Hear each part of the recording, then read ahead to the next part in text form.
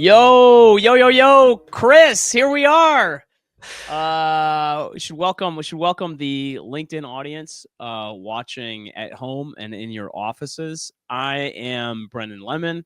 Welcome to Engagement Matters, and co-host, my equal and greater co-host, and my boss, Chris Kuba. Everybody. Hey, nice to be here, Brendan. I'm excited to do this, man. This is going to be fun. It's been a while coming together, and this all started. We should give a quick history of introduce ourselves and kind of how this came together. Firstly, my name is Brendan Lemon. I am a comedian, but also a veteran comedian, clown, public speaker, internet personality. You've probably seen my material on LinkedIn. You've passed right by it in all the comments, but I'm also a veteran of the marketing technology industry, particularly in the field of sales. And Chris and I connected, and this came together, basically. You want to go ahead and give yourself a quick intro, Chris? Yeah. Hey, Chris Kuba. I'm Chief Revenue Officer here at Snip, and been in the loyalty space for 20 years.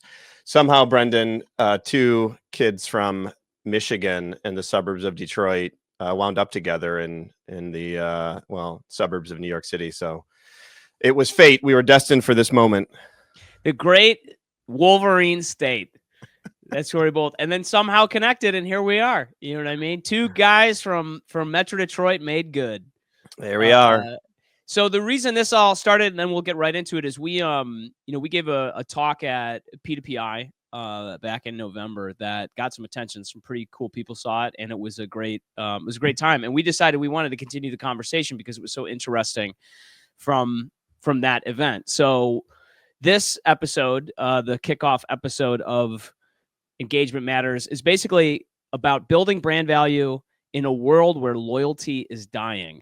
Building brand value in a world where loyalty is dying. And I guess to kick it off, Chris, I want to ask you, what do you think loyalty means these days? What do you think loyalty is? What does it mean? How should it mean to marketers? Yeah, no, good question. Listen, what loyalty isn't is a program. It's not a single entity that exists in a marketer's playbook. The way I've described loyalty is a customer experience that transcends a lot of quote unquote departments. It's everything from your buying experience to your product experience to how you handle customer support when issues arise. To me, consumer loyalty is driven by a variety of things. It's funny because it's also, we were talking about this earlier in the lead up to this podcast. It's also not just a metric, right? It's not just frequency of purchase or how many customers repeat purchase. Like, these are indicators of something that exists, which is loyalty, but those are not to be mistaken for loyalty itself, right? Yeah, I mean, look, maybe controversial. I don't know if controversial in the marketing space is a fair word to use, but I think really splitting people down the middle here in the marketing. Right. Everybody hold on to their hats here. The marketing community. On fire. I can already. Everybody hold on, because Engagement Matters is about to drop a bomb on you. Can we get a warning on screen? It's like, flashing. Yeah. Be careful. I can't wait to hear your controversial take on that. Yeah, it's super controversial. So here's the thing. I think most brands who talk about loyalty are incorrectly talking about market share. I think as a brand, most brands go, how much did we sell in the category where it was possible to sell? And is that more or less than it was before, or are those consumers coming back? And I don't want to get into recency, frequency, monetary measures. There's lots of people smarter than me, but I'm going to throw out to you for a second here. I would posit that loyalty in a broader term may be better defined as the likelihood or measure of how often a consumer considers a purchase of your brand. That's interesting. I actually do. You know what's funny? So leading up to this episode, we were talking about this. You didn't throw that question. I don't know if you kept that in your pocket just to like surprise me on this on the live, because that's a good question. How is it because I think there are so many brands. First of all, that's very difficult to measure. I think there are probably leading indicators. There we go. Thanks. Thumbs up. There are leading indicators about how someone would discover that. Like how Yeah. often I just think the brand that immediately came to mind that we talked about a little bit was GoRuck. I love GoRuck. I love this brand. It's a for those of you who don't know, this is a brand that makes they originally created backpacks, but there's like a whole culture they've developed around it. Like fitness, using the backpack as they call it, like your all-in-one outdoor gym. Like you can put weights in it, you can go running, you can go rucking, which is just This walking. segment sponsored by GoRug. Dude, if they wanted to, I'll tell you to get a discount. Go Ruck if you're watching, and but I go to their website so often and consider purchasing things, and I don't often do it because they're a pretty high end item, right? Like Mhm. I think my Go Ruck GR2 backpack cost $400 or something, which is crazy because you're like a backpack for $400. Let me tell you, it performs like a $400 backpack. It's unbelievable, and people notice it in public. And I constantly am thinking, is there anything I can pick up for sale? Is there anything I can pick up? So I consider buying them constantly, but I Yeah. might only purchase from them once or twice a year. But that's such a good you didn't bring that up when we were talking about this, and I feel like that's a really good idea because there so that's a good question. Then how do you measure that, or how do you incorporate that? Because if those two things, if market, like market share, frequency of purchase, like whatever that happens to be, is not the indicator, I mean, or is just an indicator, but is not necessarily coupled with what real loyalty is, Yeah. how should marketers be thinking about it? Yeah, good question. And here's the real value from the show. I don't totally know, and I think that's an argument that a lot of people can make, which Well, is thank you maybe guys some so stuff much. on This has this been the is Engagement Matters. Go Rock. Thank you for your sponsorship dollars. Yeah. Um, no, I think it's a reasonable conversation, but I think there's an importance around the awareness of those differences. Because as a brand, I think oftentimes if the only thing you're focused on is maybe share percentage, it can get in the way of some discussions that might be or decisions that might work against loyalty, right? Hmm. Do we drop our price? And if we're a premium brand, all of a sudden to gain market share, right? And we're a premium brand, all of a sudden there's an argument around, hey, Yeah. maybe we Do shouldn't we have go done that because we've do we go devalued the down brand itself. market Yeah. in order and compromise the value of the Uh, product potentially? yeah. And Yeah.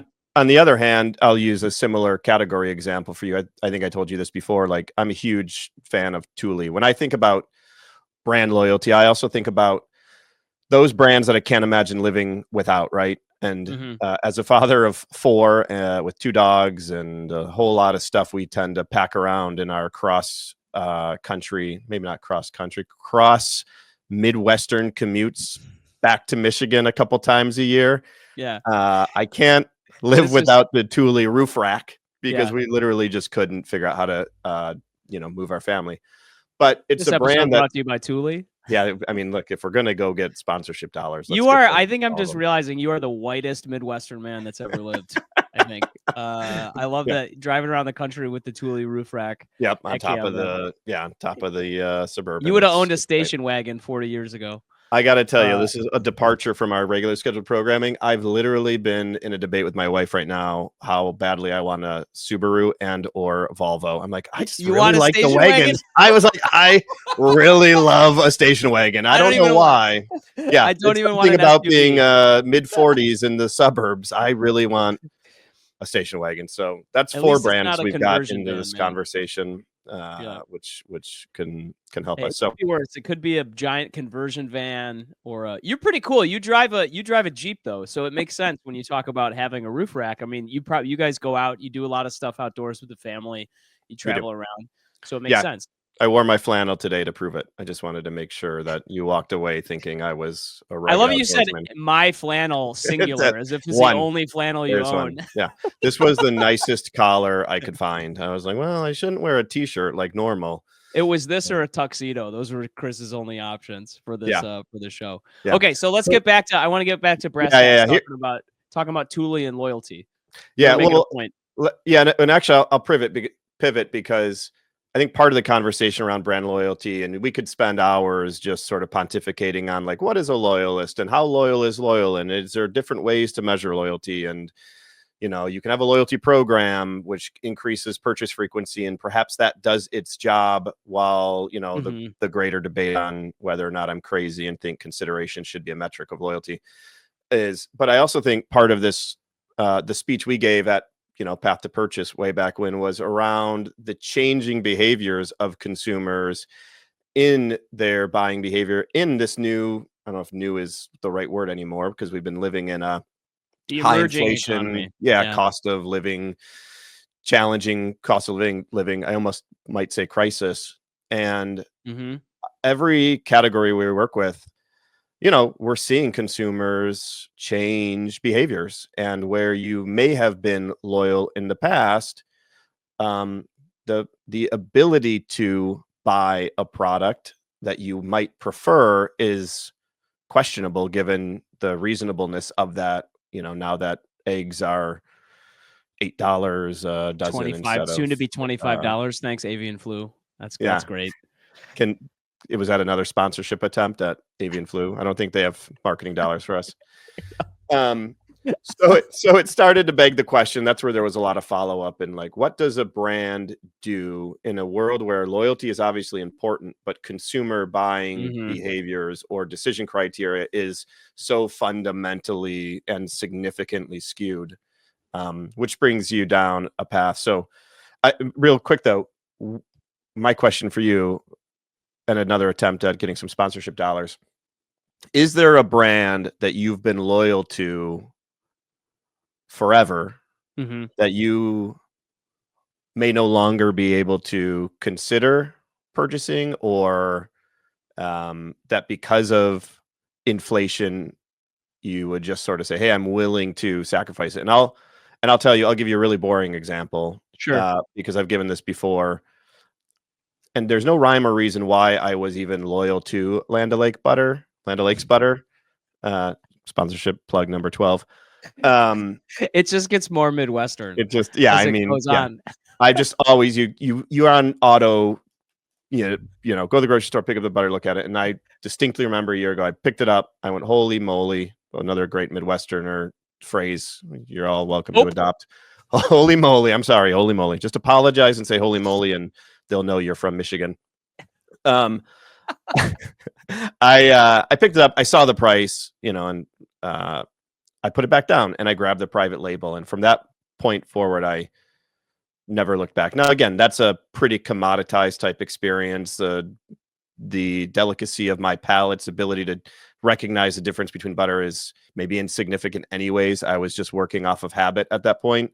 Mhm. A much bigger, obviously, purchase consideration if I'm changing. I was starting to talk about Thule before, who, in addition to the roof rack, we have their boot bags when we go skiing. We use a lot of their other items. I don't know if I would trade down in that experience, given how Yeah. much love I have for the brand. But I'm curious, for you or anyone, are there brands that you are so loyal to that no amount of, call it, cost of living or inflation would change, or are you experiencing this even in your own life? Yeah. Okay. So that's two questions for the audience. If you guys are watching, we'd love to know your comments. You can pop them in. We'll get them live. But the first question is there a brand that you would never switch from and why? And then the second was, is there a brand you've had that experience? There goes the balloons. There's the second question is there a brand that you have gone through a similar switching experience like Chris described with Land O'Lakes butter? So those are those two questions. And I can answer quickly. For the first, I haven't had one recently where I've gone through that experience, but I used to be a subscriber monthly for like 6 years to Onnit.com's Total Human Care, which is like a supplement pack. Basically, they have two a day. Take one in the morning, one in the evening. And for 6 years, I was loyal to this, and then finally decided to try AG1, which is Athletic Greens. It's a similar product, similar but different, and couldn't justify the cost, there was about a $40 price difference between the two that were comparable. And the funny thing about it, and the reason it's relevant to this conversation, is that Onnit.com has a loyalty program. Like Mhm. they actually have a points-based loyalty program, but it was like for 6 years of being on this product, I had gained thousands and thousands of points spending, around $130 a month on this really high-end, great supplement. The product's fantastic, but at a $40 difference between that and what I ended up switching to, which is AG1, and all these points didn't matter. Like there was nothing I could do with them on their website. It's fascinating because as soon as that I realized that, I was like, yeah, I'm just going to go switch over to this other Right. product. And $130 a month. That's yeah, look as hey, again, father of 4 here. That's diaper money, man. yeah, That's I that's wish I had yeah. $130 a month. That's why I don't have These kids, man. I'm supplements. too busy buying high-end Supplements. supplements. Yeah. Yeah, it's Yeah. ridiculous. They will not be sponsoring this segment. Yeah. Danielle in the comments says Brooks running will forever have my business. Their shoes are everything. Brooks is fantastic, actually. Danielle, I guarantee Danielle's a runner Yeah. because that is the runner's shoe choice, brand of choice.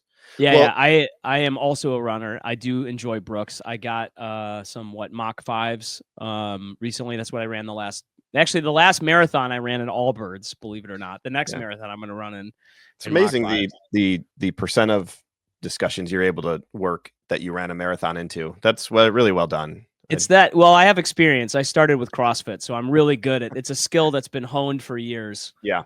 Uh Well, all right. So Snip. So we ran a study. You probably know this. We have the CPG Loyalty Unlocked report, and what our team saw was 79% of consumers are changing their behavior. They're adopting cost savings behaviors, which to me is fairly honestly insane. Like that in a fairly short period of time, that the significance of people who are very cost conscious has increased, and that based on that, in a Deloitte research or insight report, they're starting to see huge shifts in behaviors dramatically changing. Right, so consumers are starting to spend significantly more time. Sorry, they're spending more of their budget on private label brands.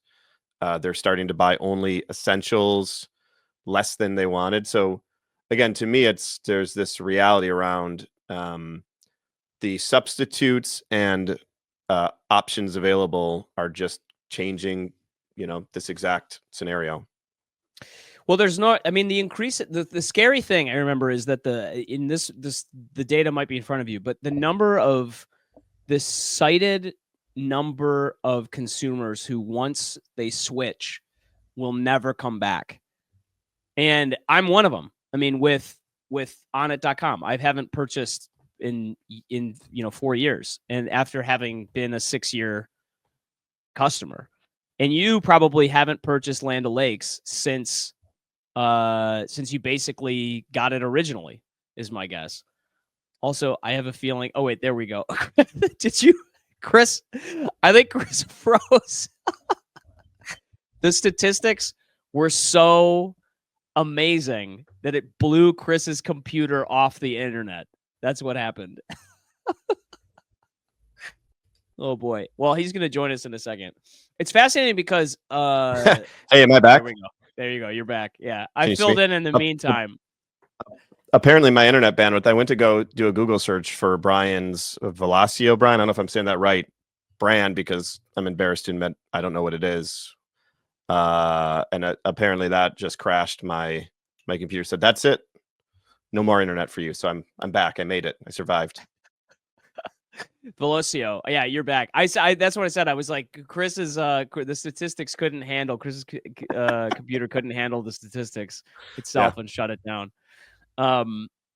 So anyway, what is Velocio, due to their incredible product and customer service? Yeah, great, Brian. Good point. But this is what you're talking about. Is I think that loyalty is like a combination of kind of a number of things. It's the consideration. It's all of the interactions that your consumer has with your brand. Yeah. And like just as another example of a product that I recently now have wild loyalty to is Athletic Brewing. Mm. That we had actually Andrew Katz from the CMO of Athletic Brewing was at our P2PI talk. And that week or just the week after, I ended up checking them out because I'm doing Dry January, logged onto their website, and they immediately offered this membership deal, which is they were like, you can get special non-alcoholic beer that you can drink, and you can only members can get it. It's a $30 membership, but after you order 4 6-packs, it basically covers itself. You get free delivery. The cost was like less than $2 a beer. And I was like, this is unbelievable. And I immediately jumped on board. Like it's wild how I went from barely drinking their product to like now I'm like, I love this place. Like it happened that fast. And Yeah. once a month now, or every like actually twice this month, I've ordered that many beers. The cool thing about non-alcoholic beers is you can crush them. And like, Yeah. All right. So we got Mario. Do you want to say it in the Italian accent to get yeah, his here we last go. name I'm gonna correctly? go. Yeah. Go I ahead. hope Go ahead, I Mario. hope You're Mario welcome for doesn't find this. this offensive. Yeah. Yeah. May I ask you to comment for all of us the following language, that is, loyalty is mainly a reciprocal relationship between brand and member. Would you agree with that? I made him sound a little bit like Dracula, but Yeah. It started strong and ended very and ended poorly. But poorly. All right. yeah. So he's asking, can you comment loyalty is mainly a reciprocal relationship between brand and member? Would you agree with that? What do you think about that, Chris?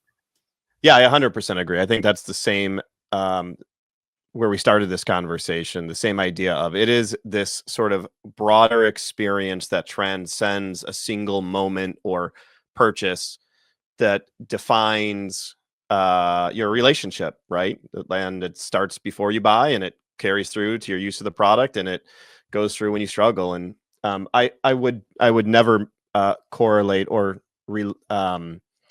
I would never try to compare my marriage to an analogy on brands and purchasing behavior. But I also find it funny when people are talking about loyalty, and this specifically comes up in our world, right, where we sometimes get myopically focused on loyalty programs, and we're sitting down with a client and they're trying to map out the earn, burn, learn, return type mechanism. And you're like, if I approached my most loyal relationship, which is the one with my wife, I was like, well, what did we earn today and what did we burn today? I think she would not be my wife anymore, or we would have an unhealthy relationship at the very least. And I go, again, not that I would equate my love of Cafe Grumpy to that of my love of Chelsea, but there's something there in which, like, it's the combined experiences of, how you are working with the brand. That's why the beginning, I know there's flaws in the logic, alert for the controversial statement. I get that it can't only be consideration as a measure of loyalty because I can consider buying a Ferrari all day long. I will never be loyal to Ferrari because I cannot afford a Ferrari. On the other hand, my electric company, who I hate dearly, I am one. If you look at just sort of market share or repeat purchase behavior, I am 100% loyal to them. And I promise you that's not by my choice. So again, I think somewhere in there's consideration, or maybe it's choice. Maybe it's the choice of comparable options, which is where, if you really want to dive deep into this, when I think brands, especially in the CPG or manufacturing space, start to look at loyalty and bringing in private label as a measure of our consumers loyal to us versus the substitutes, I go, I don't necessarily know if you should consider private label in the same space. Now, again, yeah, I'm going to take a lot of shots in the critical world of marketers, but because I know that's the important stuff. And especially in a commodity type business, it's a little harder to differentiate your brand value. But I think there's definitely a conversation that the industry needs to have to broaden what a loyal consumer is, and then how does that ultimately, reflect in these types of loyalty programs that you were describing. And my last point, and I'm sure we'll have to wrap up here because I could talk for hours, is Yep. like to your point about Athletic Brewing Company, and especially now and some of the behavior changes that are happening in our sort of cost of living high inflationary based era, you can create loyalty with discounts Mhm. and offers and coupons. And it's okay if you have a loyal brand need to subsidize your consumer for a period or incentivize them, even if they're super loyal. Sometimes they need an extra little incentive to continue purchasing. I So mean, Athletic Brewing did it with me. I had never purchased from them before, and now I'm a brand advocate. I'm doing it right on here. So yeah, I don't know whose idea it was. Could have been Andrew's, but it was somebody's. yeah, And I just want to say, as my final point, if you had the ability to buy a Ferrari, you'd get a Subaru. So 100%. yeah. Yeah, or Volvo.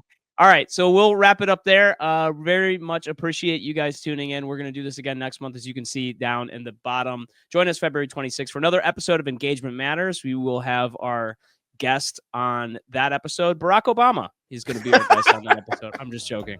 I just did that just purely for Chris and Yeah. our producer, Ritika. We'd like to thank everybody who helped us put this together. Really appreciate you watching. We'll see you next month. Take care, everybody. Thanks, everyone.